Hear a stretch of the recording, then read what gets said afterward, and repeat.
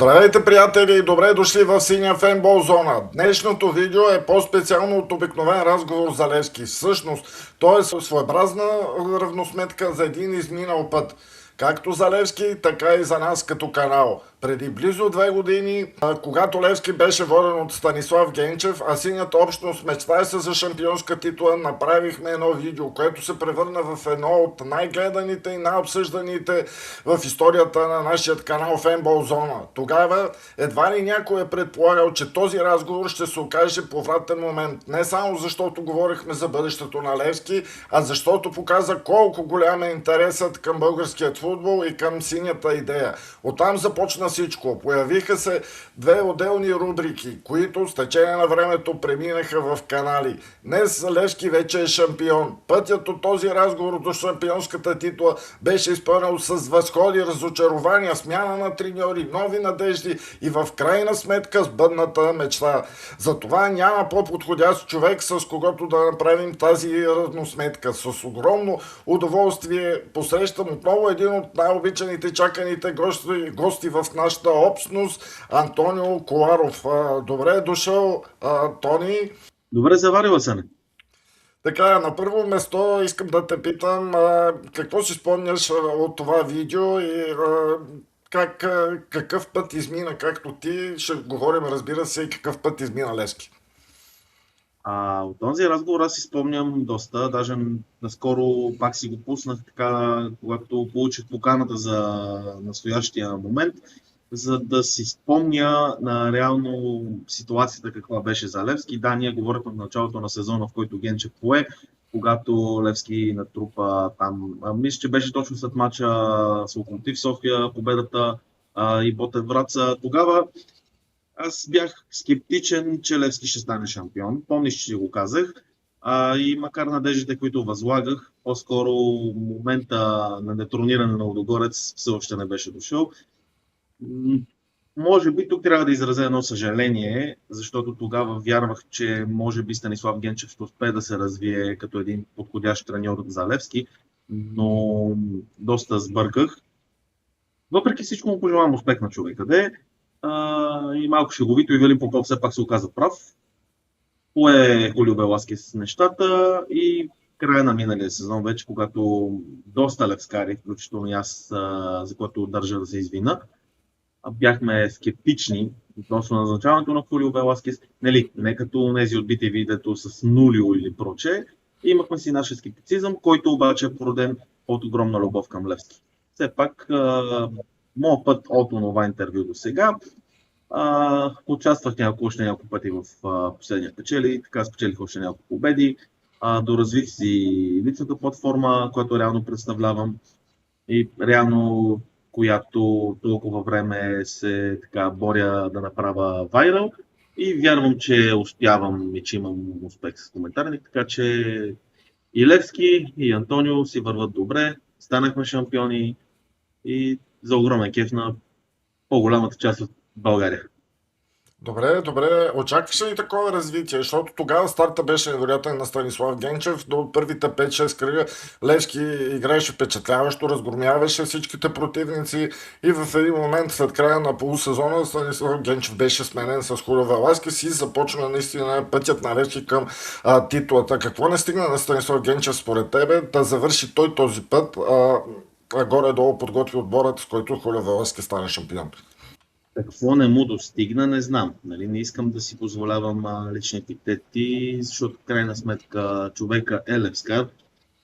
Може би просто нивото му не е толкова голямо, за да води такъв голям клуб. Нещо, което не е за критика. Спомняме си, достатъчно треньори минаха през Левски, на които просто нивото не им е за Левски. Не са лоши треньори, просто отбори като Левски, като ЦСКА, те са си марка, която не е за всеки. Това не е капка за всяка оставка. Другото, което е, смятам, че това 3-5-2 не беше окей за Левски, особено към онзи момент. Имам предвид към онзи момент, разбира се. Смятам, че тогава смяната му, можеше и да бъде спестена, но пък да се случи в края на сезона, но когато знаем, че Веласкес дойде на полусезона, започна да гради основи, които така да берем плодове днес, всичко се е случило така, както трябва да бъде. Така е, така е. А защо тогава феновете повярваха толкова много? Беше ли реална тази мечта тогава или Левски просто не беше готов все още за титлата? Трябваше да извърви пътя, както с менеджер, така и чисто игрово и кадрово. Ами аз в началото, повтарям си отговор от преди малко, в началото не вярвах на Хулио Веласкес и за което реално се извиних.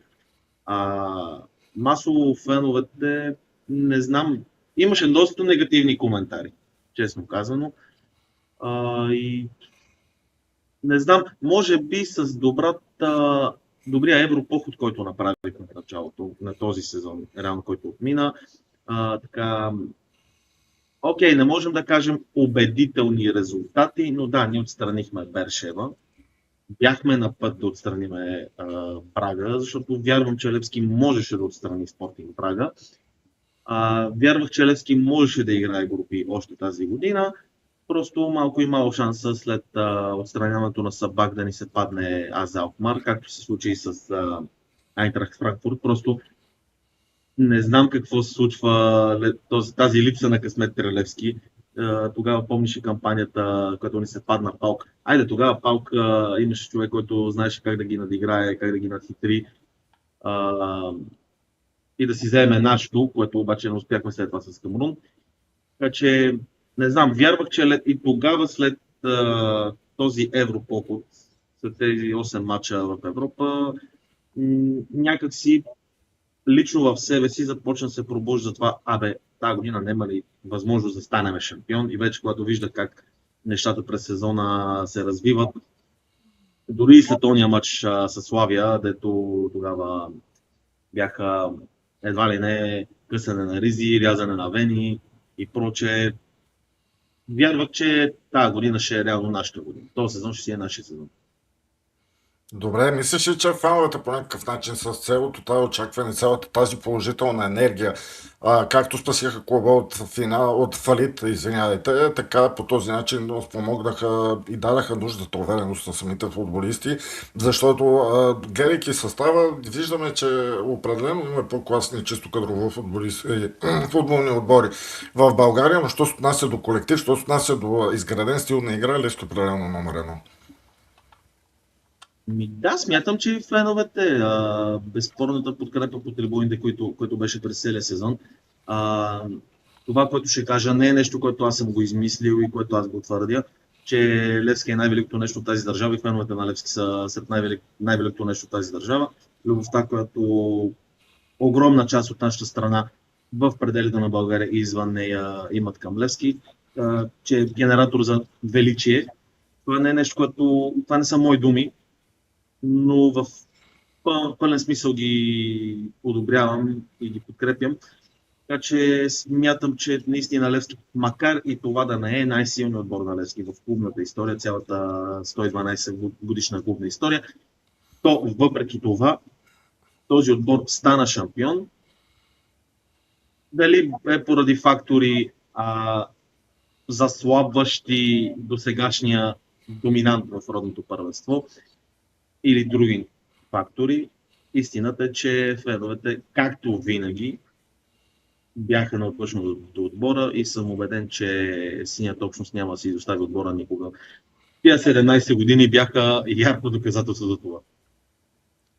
Добре, нека да се върнем все още за Станислав Генчев е неговият отбор, защото той реално е основоположник. Повечето футболисти бяха купени, бяха привлечени тогава, които са ядрото на този отбор. Можеш ли да кажеш силни и слаби страни на този отбор, който беше тогава и фактически може нещо да кажем, което Хулио Веласкес се използва като силна страна в своя стил, който изгради след това? Предполагам, че обстановката в съблекалнята, атмосферата в съблекалнята да е нещо, което е подобрено от Хулио Веласкес, защото ще се върна на първия или вторият ти въпрос от началото на разговора ни, в който ти спомена, че Левски започна силно кампанията при Евгенчев, обаче някъде видяхме като срив който Срив генерираше негативни резултати. Защото някои хора ще кажат, да, Левски беше в позиция, в която да може да атакува първенство или прочее, обаче реално видяхме, че не бе така. И тогава ще се върна на мои думи от това първо видео, в което казах, че на Левски няма да му позволят да се бори за титла. Това говоря онзи сезон. И което до голяма степен се и случи. Така че опитвам се да ти отговоря на въпроса къде, какво, кой е подобрил. Ами, ще го кажа последния начин. Шампиона на Англия и шампиона на Франция, а и на Европа, с испански треньори. В момента испанската треньорска школа показва едно много солидно и силно лице в твоя, така да го кажа, апогей дори. Защото видяхме, че не е само с Гвардиола. Реално виждаме, че и Артета, макар и с не особено привлекателен футбол, но феновете на Арсенал ще си на мнение, станахме шампиони, окей, нали, фактите са факти. Испанец стана шампион на Англия, шампион на Франция, шампион на Европа и шампион на България. Така че смятам, че Веласкес до голяма степен имаше да се подбера правилно думата, за да не каже нещо, което правилната възможност да вкара своя почерк, който да донесе това, което всички левскари толкова време чакат. Той и неговия щаб. Добре, нека обаче все пак да видим една бърза рубрика. Сега съм подготвил тук, с която искам да ми отговариш тези три въпроса, да ми отговориш с мит или реалност са тези неща. Първият въпрос, Генчев беше ли близо до шампионски отбор? Категорично не. Вторият, отборът надминаваше реалните си възможности. При Генчев не. Очакванията бяха прекалено високи. Да. Ама все пак, само да ще допълна тук малко. В Левски очакванията естествено, че ще бъдат високи. Значи, феновете на Левски и като цяло и в ЦСК, естествено, нали, тук не изключвам, защото това са двата най-големи отбора в България. Естествено, че очакванията към Левски и към ЦСКА ще бъдат високи, защото това са марки. Очаквания може да нямаш в Черно море, очаквания може да нямаш в Варда. Може да нямаш в Берое, може да нямаш в Ботевраца, в Етър. Там може да нямаш очаквания. В Левски, в ЦСКА, естествено е да имаш очаквания. Това е най-нормалното нещо на света. Добре, мислиш ли все пак, че Генчев, ако беше останал, ще докара Левски до титлата? Завършваме темата. Естествено ли? Не. Не искам да обиждам човека, пак казвам, не искам да обиждам човека, защото в крайна сметка той лошо за Левски не е казал, не е направил. Вярвам, че човек си е левскар и че си обича отбора и че се радва на успехите на отбора. Просто смятам, че неговите качества са по-скоро лимитирани за някакъв роден стандарт. Може би някога да апгрейдне и да достигне ниво, което да води отново Левски. Нали, пожелавам му да се развие до степен до което. Просто не смятам, че това, което беше започнато по негово време, тъй като сега най-популярното нещо, което се тиражираше тогава, огромния интерес, който той имаше към футболист Серкан Юсин. Знам, че му беше любимец от времето в Крумовград. Сега в момента не знам къде се намира Серкан Юсин.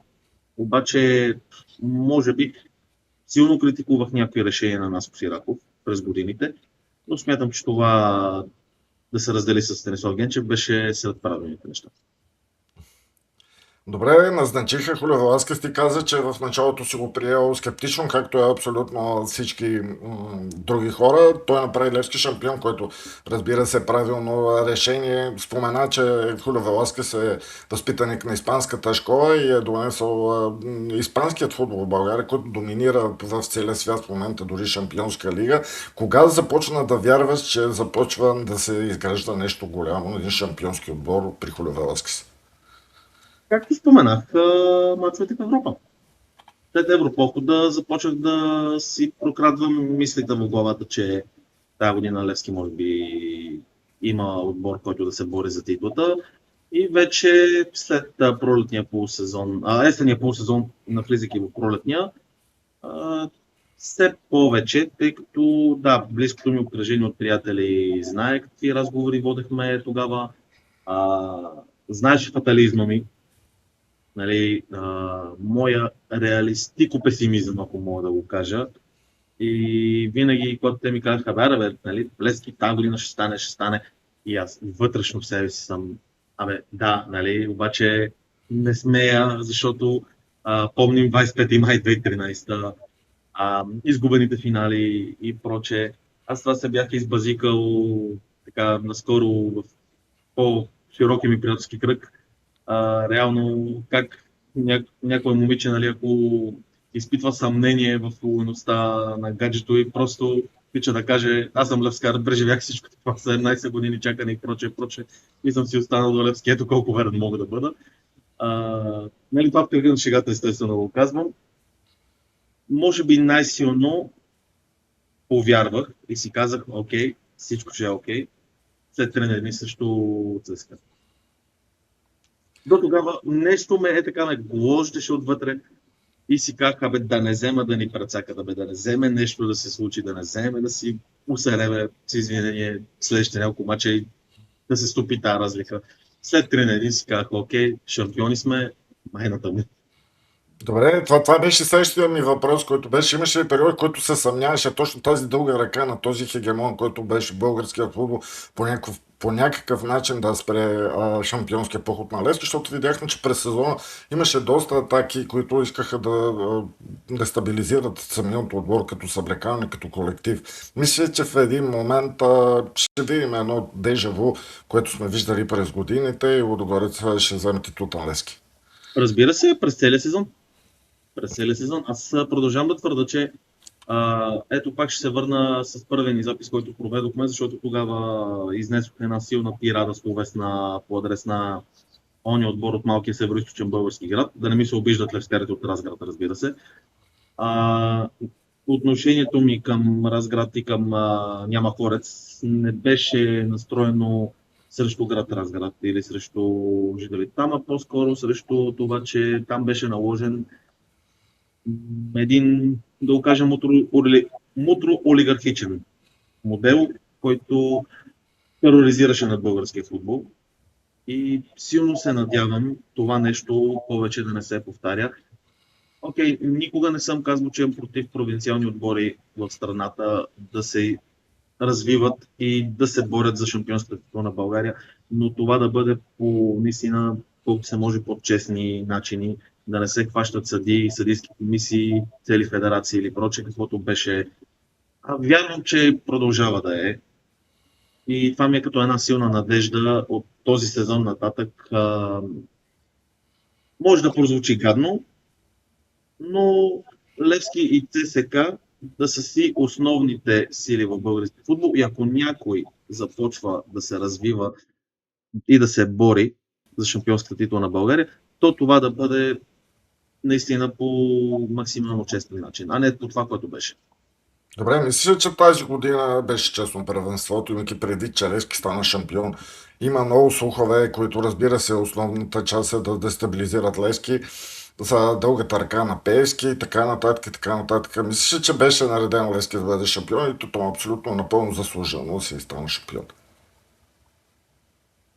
Левски, доколкото знам, стана шампион, след като изборите в България минаха и в която партията на Румен Радев спечели пълно мнозинство.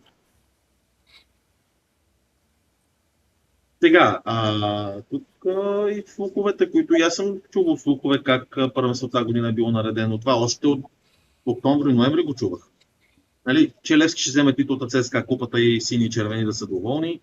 А пък до година, че ЦСКА ще вземе титлата Левски купата, тия неща съм ги чувал аз лично още от есента миналата година, че ще се случат.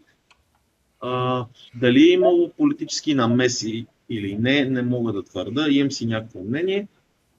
Да кажем, че може и да понадавам ухо за тия слухове. Но все ми се иска да вярвам, че титлата си я спечелихме и си я изстрадахме.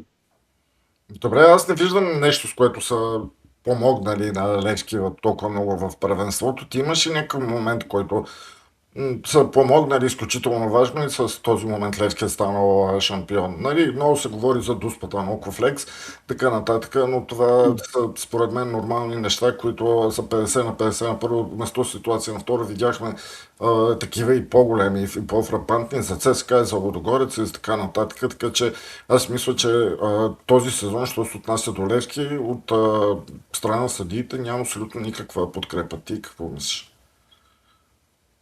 На този въпрос съвсем благородно ще измълча, защото каквото и да кажеш ще завали хейт. Аз знам, че и с мълчанието си в момента ще завали хейт, но имам мнение по въпроса, предпочитам да го запазя за себе си, за да запазя теб и канала ти и себе си реално от предполагам незаслужен хейт. Защото, добре, дори и да е имало съдийска подкрепа към Левски. Да кажем хипотетично. Окей, дори и да е имало. 14 години каква беше съдийската подкрепа към Лудогорец? Включително е сега наскоро между Лудогорец и ЦСКА. Една ситуация, дето изкочи ми от такава футболиста, с карате удара. То няма за какво за ЦСКА. Който наподоби удара на Моци срещу Николичко, не бъркам, там как се казва, този футболист се Количи.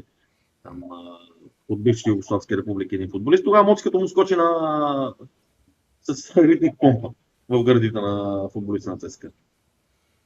Нали, трябва само да си спомним, че на Левски не беше позволено да победи Лудогорец на цели 3 пъти. Именно. На стадион Георги Аспарухов, когато не беше изгонен нали, нормално, без да искам настъпване, за дуспата няма да коментирам тогава. След това, разбира се, изгонването на Перея, което след това видяхме също мача на ЦСКА за същото футболиста на Лудогорец не беше изгонен. И разбира се, последният матч, когато беше отменен напълно редовен гол на Левски, който е нормално съприкосновение в наказателното поле. И ако си гледал по-сериозно мачовете на Лудогорец, ще видиш, че почти при всяка статична ситуация има един от футболист на Лудогорец, който пада искайки фал. Това си има още взето заучена ситуация, която реферите много често сират. Абсолютно. Нарочно не отговорих на въпроса ти с ясната идея да се предпазиме от хейт. Не защото нямам мнение по въпроса, защото после пак ще излязат няколко трола, както по това видео, за които продължавам да твърда, че са тролове и че са... Имам предвид феновете на Лудогорец, нали? Няколкото от тях, защото те не са много, които ще излязат и ще бълват помия по нас. Поради тази причина не излязах. Не надавам око. Ти виж, че аз вече снимам около 20 минути. Една лоша дума не съм казал за вечен съперник. Така е. Добре, нека да видим обаче пътят към титлата. Пак ще бъде общо взето въпроси, които трябва да отговаряш. Най-важният матч според теб. Ти спомена, че при ЦСКА си повярвал, но това ли беше най-важният матч? Кой матч според теб направи Левски шампион, ако мога така да кажем? Матча, който озакони титлата на Левски, беше на 2 май срещу 1948, или както го наричат в нея среди 194.8. Реално това е най-важният матч. Смятам, че никой в Левски, ако зададеш въпроса дали на Веласкес, дали на някой от ръководството, едва ли някой ще ти даде точно един матч определен, който след който видиш ли нещата са потръгнали рязко. Вярвам, че са били матч за матч и вече когато нещата са започвали да се случват и да се натрупват точки, тъй като за голямата преднина на Левски, за постоянството, което Левски показва в шампионата и като изключваме така малкото кривания, предимно така недобрите резултати срещу ония отбор от Разград, загубата на Лулта, изгубените точки в Добрич, загубата срещу Славия, ако видиш.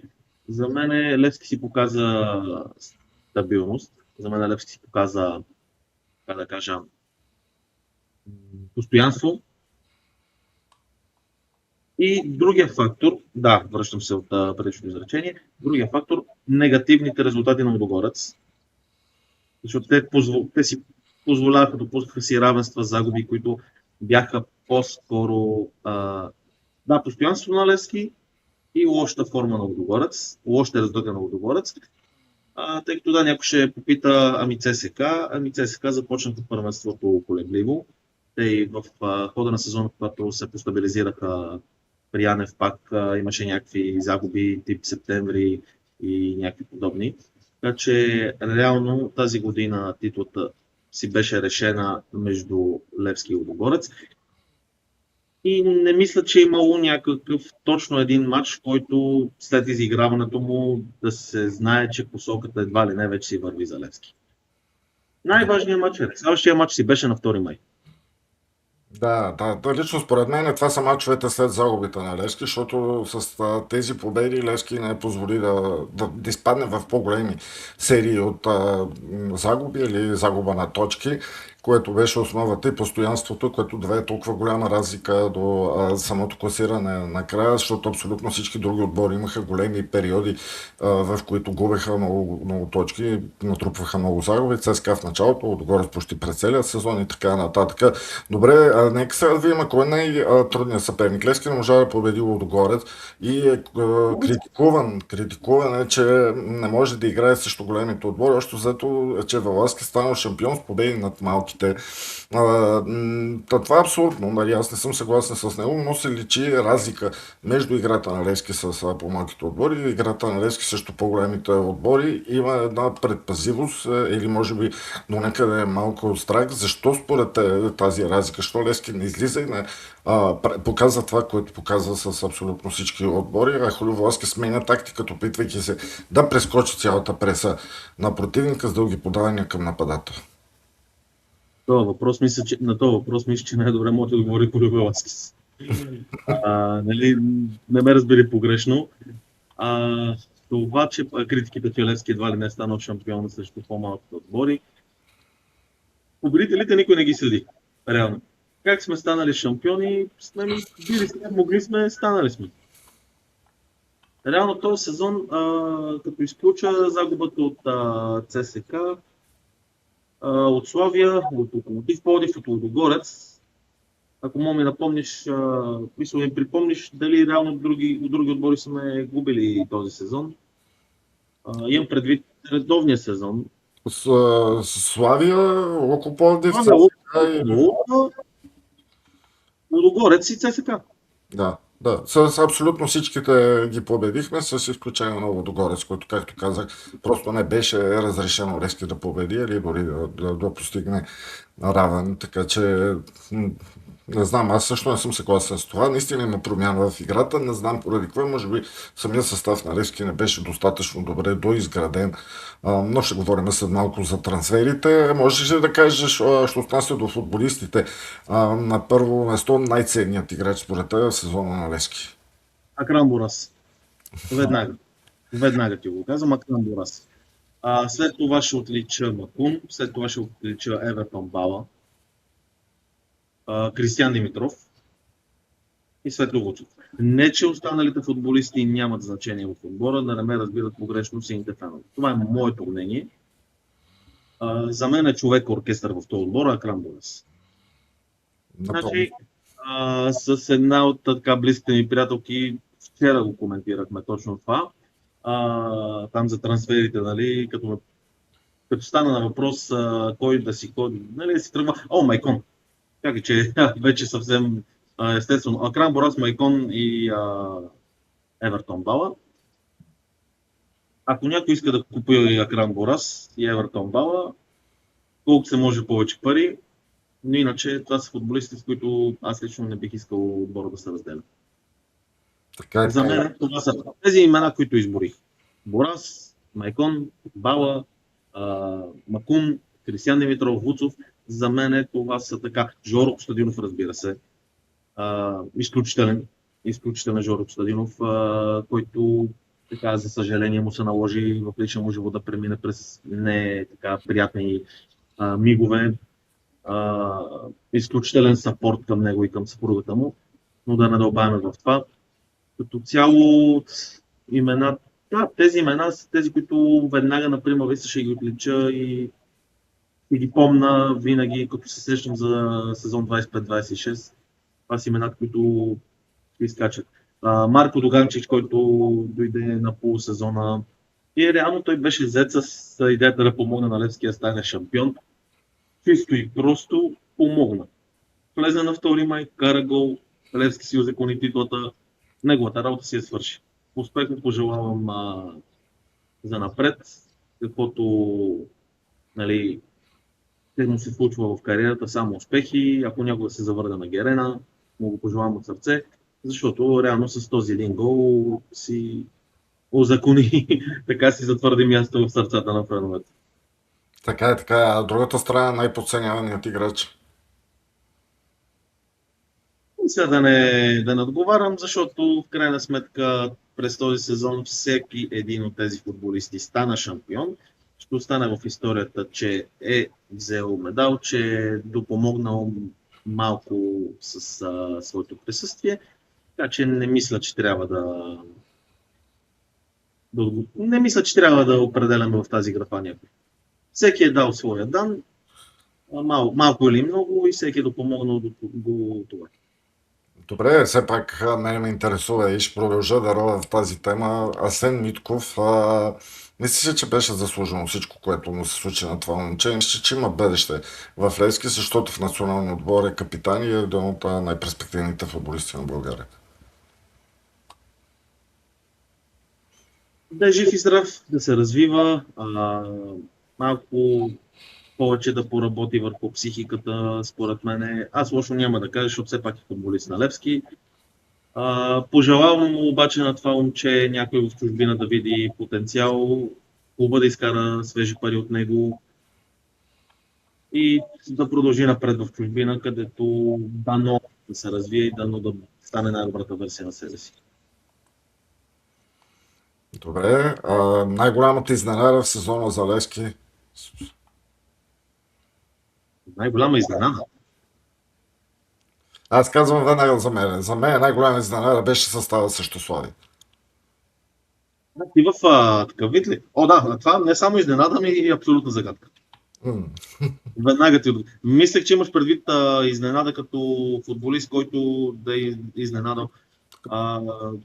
Но иначе, ако мога пък да използвам, да отговоря на въпросите и с футболист, Оги Владимиров, матч с 1948, айде няма да използвам на ЦСК речника. За мен той беше изненада. Може би е прекалено малък, за да успее да измести Вуцов. Сега не знам какво ще се случва, нали, с Мартин Луков, дали ще остане в отбора или проче. Той за Вуцов не знаем, дали няма да дойде някаква оферта на лято и да тръгне той по терените по Европа. Според мен е малък още за титулярното място, но беше приятна изненада. Добре, сега българското първенство има вече нови правила. Трябва да има един футболист, който е под 23 години, мисля, че беше. 23, да. Да, в титулярния състав. Вижда се, миналата година сложиха едни правила, които можеха да бъдат заобиколени. Сега вече това е правило, не може да бъде заобиколено. Мисля, че Българският футболен съюз най-накрая започва лека по лека да прокарва българи да играят в първенствата на първо место. Добре ли е това за българският футбол и как Левски ще отговори, имайки предвид, че особено миналата година продаде доста... Да, доста юноши. Има Рим Петков и доста юноши на отбора. Мисля, че ще е готов, имайки преди, че Левски няма отбор в Б група във втора лига и тук до някъде мисля, че този договор, който се подписа с Велико Търново, Светър Велико Търново за сътрудничество, до някъде ще реши тези проблеми за обиграването на футболистите в Левски, за моите футболисти в Левски. Да, защо не? На последния въпрос, да, защо не? Предполагам, че Стивън Стоянчов успя да направи доста силен сезон. Имах възможност да го гледам срещу Вихрен, само че за това ще говоря с Марти, дали по темата на неговата покана. Относно това първенството, да, крайно време беше такова нещо, такава мярка да бъде наложена. Всичките отбори в България да си имат един футболист български, поне един, защото аз знам, че има отбори в България, които ще играят с повече, нали, футболисти. Това беше крайно време. Левски как може да отговори? Четох сега за Райчев от Италия, че сме в разговори с него. 0,6 или 0,7 набор не видях много добре за него. Четох за Полендаков от Шефилд да се вземе под наем. За Кристиан Балов, обаче за Балов има интерес, доколкото знам и от ЦСК, а и от Лудогорец, ако не се лъжа. Така, например, ви сте други имена. Веднага ми изкача в съзнанието Даниел Манолев от Вихрен, обаче той е прекалено малък за Левски. Въпреки, че е добра идея, момчето успя да направи така интересен сезон. Мисля, че Левски може и да отговори, а все пак и Митков влиза в тази графа, да? Той е по 20 години. Така. Не мислиш, че ще получим от българските големите отбори да гледат българските таланти и да помогнат това за развитието на българските таланти? Вярвам, че да.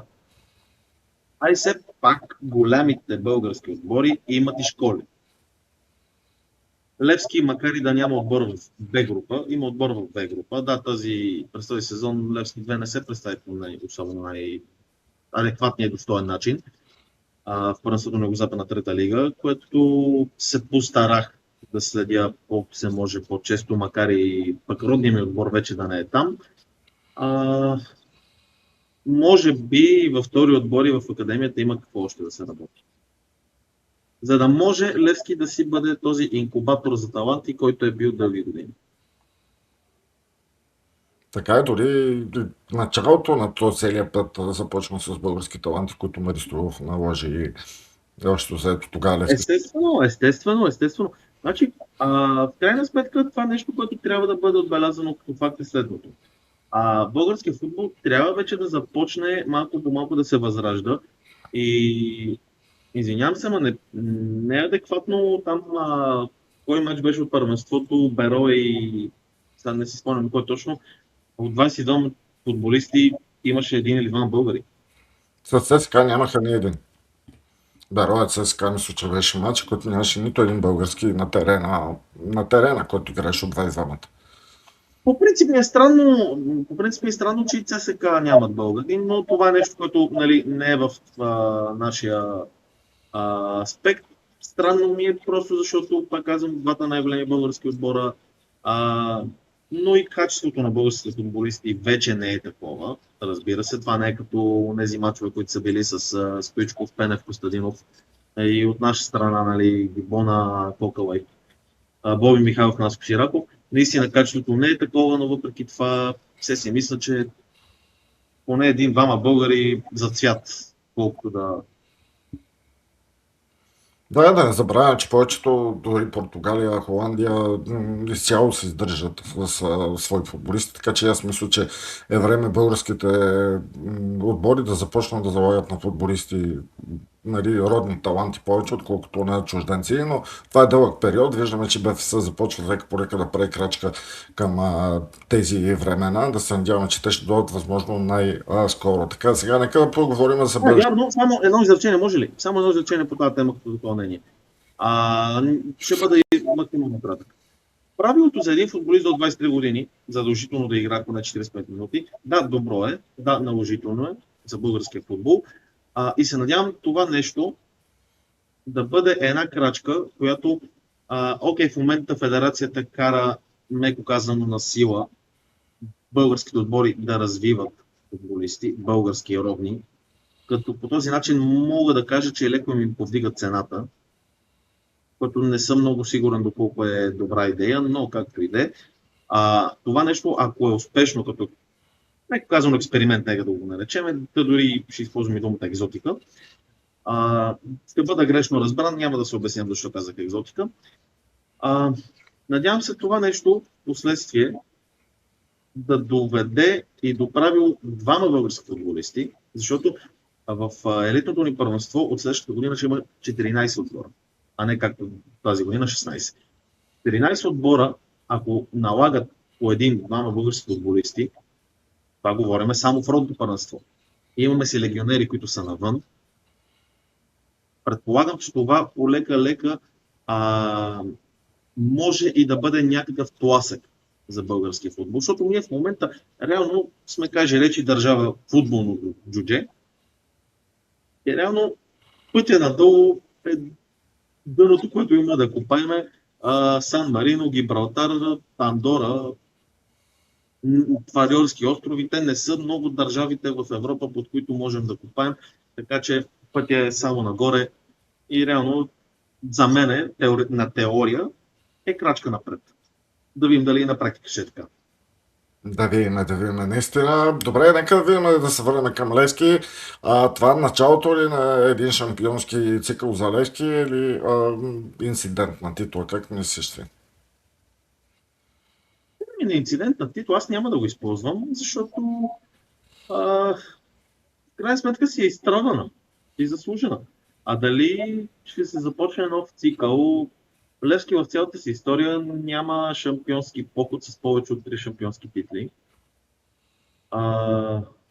Нали, естествено ще се радвам, ако следващите години Левски успее да изгради така доминантност.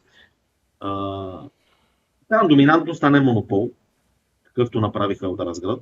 Казвам доминантност, но дори да не се случи, за мен е важно Левски все пак да е в борбата за титлата, за купата, за суперкупата и за Европа. Искам и се Левски тази година да го видя в групи. Без значение дали ще бъде на Лига Европа или на Лига на конференциите. Да, мечтите ми и Шампионска лига, нали, отново да видя Левски в Шампионска лига, обаче съм реалист. И честно казано, знам, че това нещо на 1000% няма да се случи. Просто си искам пауза сега, жребия, мисля, че след 10-11 дена, когато, зависи от деня, в който снимаме това видео, нали, с 10 дена, жребия, надявам се да изтеглим по лек съперник първия кръг, защото е жизненно важно Левски да прескочи първия кръг на Шампионска лига, тъй като ако отпаднем, отиваме на втори кръг на конференция, не на Лига Европа. И е жизненно важно да премине този първи кръг. Вече втори кръг ще бъде малко по-тежък, но както видях едни потенциални съперници, все си мислят, че с малко повече борба можем да минем и втори кръг. И вече Левски минали втори кръг, това означава сигурни групи. Без значение къде. Тъй като вече трети кръг Шампионска лига, потенциалните съперници стават изключително тежки и не вярвам, че можем да преминеме. Но Лига Европа или конференциите, които са най-вероятното нещо, и Левски в конференциите, нали, все пак имайки предвид, че ние стигнем ли до групи на конференциите, ще сме успяли да си помогнем на коефициента клубния.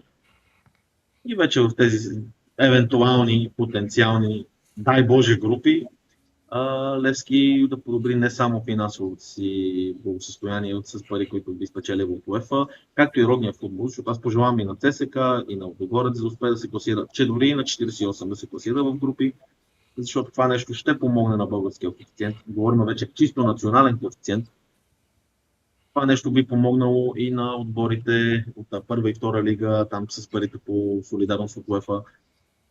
Тук съм абсолютно чисто сърдечен. И на всичките ни наши европредставители пожелавам групи. Просто за Левски групи в Европа и борба за титлата, но групи в Европа ще бъде най-доброто нещо, което реално за сезон 26-27 случай. Добре, лично според мен Левски стана шампион, защото се концентрира само в първенството. Като цяло лично според мен за Суперкупата и Купата Левски не даде най-доброто от себе си. Срив да отпадне и да не спечели, както се случи също Лудогорец. И по този начин, насочвайки се към един турнир, успя да даде най-доброто себе си. От другата страна Лудогорец се разкърса през многото турнири и това със сигурност в края на сезона се отрази на неговата игра. Сега обаче идва нов сезон. Може ли Левски да направи добър? Ще има ли достатъчно добри футболисти, за да се бори? Защо не и трябва, визирайки Суперкупата на България? Има и достатъчно футболисти, които да се бори вече за 2 трофея. Година Суперкупата не беше проблем да бъде взето. Ту ще цитирам теб, няколко пъти го спомена този разговор, на Левски не му бе позволено да победи Лудогорец. Тук те цитирам теб. И съм абсолютно съгласен. За мача за Суперкупата визирам. Защото нямаше никакъв проблем Левски да завърши този сезон с дубъл, титла и Суперкупа. Хайде, купата така и така. Въпреки, че и там не виждах причина да не се пребориме за нея. Ама, айде, апетит идва със яденето, така че другия сезон и без това Суперкупата ще бъде с вечния съперник. И една такава победа и такъв трофей би бил доста сладък. Да, мисля си, че Левски може да има сила за да дублира титлата си. Но споменах, за мен лично като фен, да, ако успеем да вземем титлата, защото следващия сезон ще бъде изключително тежък. И ако някой има илюзиите, че на Левски до година ще му бъде много лесно, не, изобщо. ЦСКА ще напира и съвсем нормално. При тях чакането вече става доста по-голямо, а имайки предвид, че тази година техният вечен съперник, нали, в наше лице стана шампион, амбициите ще бъдат много по-голями. Сега не съм сигурен ситуацията около Лудогорец, защото все по-настоятелно се чуват слухове, че братя Домусчеви ще отидат в Варна. Не знам дали това е вярно. Чувам го настоятелно, но нямам информация дали това нещо наистина ще се случи. Но ето да си представим един силен Черноморе, примерно. Защото за разлика от Разград, във Варна си има сериозна футболна култура и феновете на Черноморе, макар и да не симпатизирам на този отбор, аз им признавам това, че са наистина една сериозна футболна общност, която не бива да бъде подценявана. Левски изключително трудно играе във Варна. В момента се строи стадион там. Ние с теб се избазикахме, по-скоро се избазиках в предния разговор, че не съм сигурен кое първо ще бъде приключено стадион Варна или магистрала Хемус. Но ето да кажем да спекулираме малко. Едно евентуално отиване на Домусчеви във Варна, довършване на стадион Варна, един силен варненски отбор, който както в началото на българското футболно първенство 20-те години на миналия век, най-силният отбор в България е бил Владислав Варна. И реално първият шампион на България е бил Владислав Варна. Така че, тук спекулираме, но ние няма откъде да знаем дали това нещо няма случай. Дори от Домусчеви да си останат в Разград, което си пожелавам да не се случва. Наистина, в момента ненавистта ми към Лудогорец е доста по-голяма, отколкото към вечен съперник, който Евала, как успяха да го постигнат, Евала. Първенството ще бъде до година много трудно. Така е, така е. Със сигурност. Добре, до година Левски кое трябва да приоритизира? Европейската турнира или шампионската титла? Защото концентрирайки се с европейските, да, може да пропусне шампионската титла, както направи Лудогорец. Лудогорец през годините си приоритизираха и Европа и България, и в България си печеляха, в Европа си постигаха успехи. На черното бяло не мога да кажа. Въпросът беше, че те в Европа си имаха и в моментите. Нали, няма да изравнявам и да се озлобявам, да развалям разговора. Истината е, че според мен, може би на Левски приоритет по-основен трябва да бъде влизането в Европа.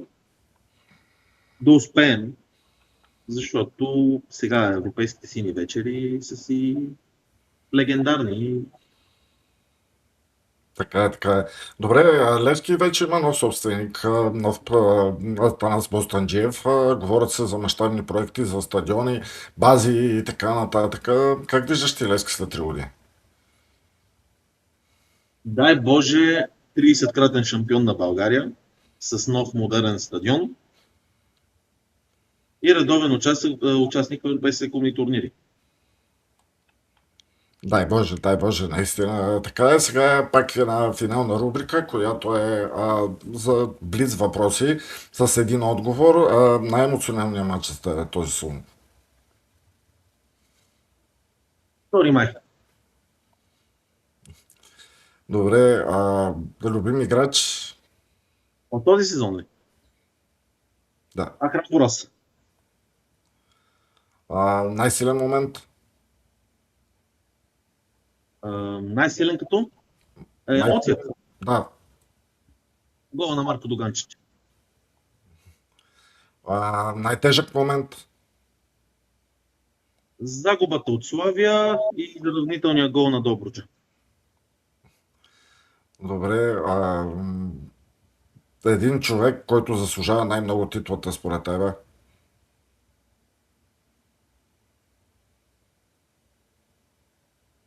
Цял синя България. Да, аз бих добавил Георги Костадинов, защото наистина заслужаваше такова изпращане. Една дума за шампионския сезон на Левски.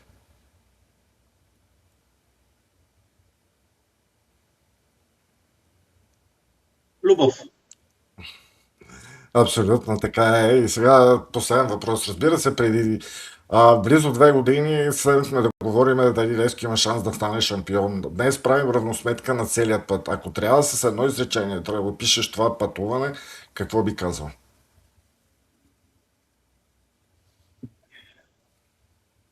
Доста тежко.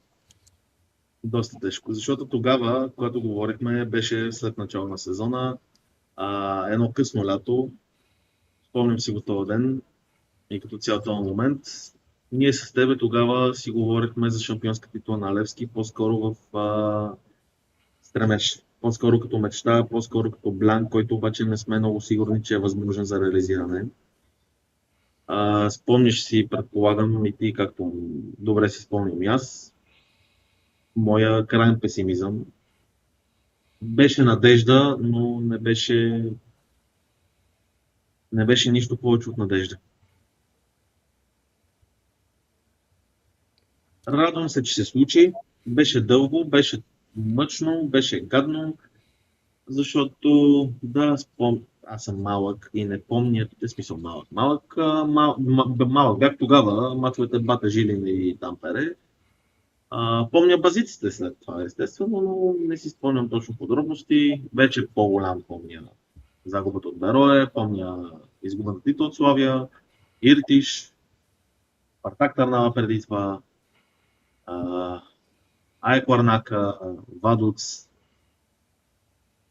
Всички огорчения, които преживяхме, 6 поредни на уния. Дълъг труд, дълъг път, гаден път, който просто наистина най-сетне, че приключи.